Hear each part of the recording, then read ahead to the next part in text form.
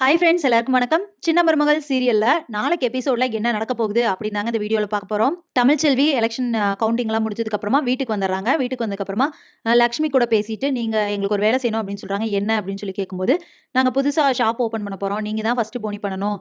Tiffin அப்புறம் வடை இதெல்லாம் போடுறோம் அப்படின்னு சொல்றாங்க. அப்படியா சரின்னு சொல்லிட்டு அவங்களும் வடை, இட்லி எல்லாம் சாப்பிட்டுட்டு ரூ. 10,000 செக் எழுதி குடுக்குறாங்க. எதுக்கு இதெல்லாம் அப்படின்னு சொல்லிட்டு கேட்கறாங்க தமிழ்ச்செல்வி. இல்ல இருக்கட்டும். மொத போனி பண்ணியிருக்கேன்ல வாங்கிக்கோ அப்படின்னு சொல்லிட்டு சொல்றாங்க. இதுக்கப்புறமா சேதுவ காட்டுறாங்க. அவரும் வந்துட்டு ஜெயிச்சுட்டு அவங்க வீட்டுக்கு போயிருக்காரு இல்லையா? அப்ப வீட்ல எல்லாரும் சந்தோஷப்படுறாங்க. ஆரத்தி எடுக்க சொல்லி எடுத்து மாலைலாம் போட்டு ராஜாங்கம் வீட்டுக்குள்ள கூட்டிட்டு வராரு.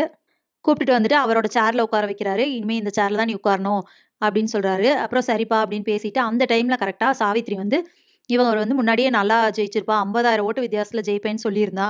ஆனா இந்த தமிழ்ச்செல்வினால இவ்ளோ கம்மியா இதாயிருச்சு. அப்படின்னு சொல்லிட்டு இருக்காங்க. நானே அதே வருத்தத்துல தான் இருக்கேன் அப்படின்னு சொல்லிட்டு சேதுவும் சொல்றாரு. பரவால்ல ஜெயிச்சுட்ட தானே விடு அப்படின்னு சொல்றாங்க. அப்போ இதான் டைமு அப்படின்னு சொல்லிட்டு ஆ சாவித்திரி சொல்றாங்க. இனிமே வந்துட்டு அவள வேணான்னு விட்டுட்டு நீ அடுத்து உன்னோட வாழ்க்கைய பாரு அப்படிங்கிற மாரி சொல்றாங்க. அப்ப ஈஸ்வரி ஆமாமா கரெக்ட்டா சொல்றீங்க. இனி உன்னோட வாழ்க்கைய பார்க்க வேண்டியதான். நீயும் யாரையாவது கல்யாணம் பண்ணிட்டு நிம்மதியா இரு அப்படின்னு சொல்றாங்க. அப்ப சேது உடனே இனிமே கல்யாணம் அது இதுன்னுலாம் எனக்கு யோசிக்கவே முடியல. இப்பதான் கொஞ்சம் இந்த எலக்ஷன் ப்ரெஷரே எனக்கு குறைஞ்சிருக்கு. நான் போய் ரெஸ்ட் எடுக்கிறேன்ட்டு போயிடுறாரு.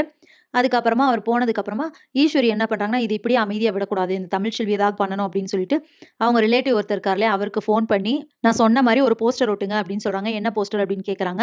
அதுக்கு வந்து எல்லாத்தையும் நடுநடுங்க வச்ச ராஜாங்கம், சேதுபதி இவங்களெல்லாம் நடுநடுங்க வச்ச தமிழ்ச்செல்விக்கு வாழ்த்துக்கள், நன்றி அப்படின்னு சொல்லிட்டு போட்டு ஒரு போஸ்டர் அடிங்க அப்படின்னு சொல்றாங்க. அதே மாரி போஸ்டர் அடிச்சு ஒட்டியிருக்காங்க. இத வந்து ராஜாங்கம், சேது எல்லாருமே பார்க்குறாங்க. பார்த்து டென்ஷன் ஆயிடுறாங்க. அப்ப ராஜாங்கம் சொல்றாரு, நான் கூட அந்த பொண்ண என்னமோன்னு ஒரு இதுல வச்சிருந்தேன். ஆனா இப்படி பண்ணிருச்சே அப்படின்னு சொல்லிட்டு டென்ஷன் ஆகுறாரு. நடேசன் போயிட்டு அந்த போஸ்டர் எல்லாம் கிழிச்சிட்டு இருக்காரு. சேதுவுக்கு ரொம்ப கோவம் வருது. வீட்டுக்கு வந்ததுக்கு அப்புறமா சேது கிட்ட ஈஸ்வரி நைஸா போய் பேசுறாங்க. "அவ இவ்ளோ தூரம் பண்ணுவான்னு நான் நினைக்கவே இல்ல. சரியான திமிர் பிடிச்சவ. இனிமே அவ உன் லைஃப்ல வேண்டவே வேண்டாம் சேது. அவள வேணான்னு சொல்லிட்டு வேற யாராவது பேசாம நீ கல்யாணம் பண்ணிக்கோ" அப்படின்னு சொல்றாங்க. யோசிச்சுட்டு இருக்காரு சேது. இதுக்கப்புறம் என்ன நடக்க போகுது அப்படிங்கிறத இனி வர வீடியோல ஒண்ணொண்ணா பார்க்கலாம் ஃப்ரெண்ட்ஸ். அதுவரைக்கும் வெயிட் பண்ணுங்க. நன்றி, வணக்கம்.